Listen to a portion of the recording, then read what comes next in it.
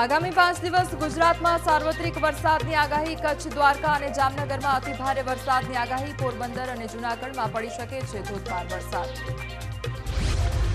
સૌરાષ્ટ્રમાં સામેલાધાર વરસાદને પગલે તંત્ર પણ સજ્જ। મામલતદાર સહિતના તમામ અધિકારીઓ સાથે કલેક્ટર સંપર્કમાં। જૂનાગઢમાં એસડીઆરએફની ટીમ સ્ટેન્ડ બાય।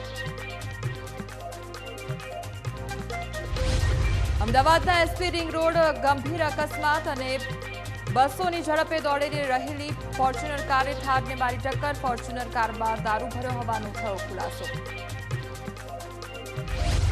જામનગરમાં લોકોના સ્વાસ્થ્ય સાથે ચેડા। વિલિયમ જોન્સ પિઝાના સૂપમાંથી નીકળ્યો બંદો। ગ્રાહકે મનપામાં ફરિયાદ કર્યા બાદ પણ કોઈ કાર્યવાહી નહીં।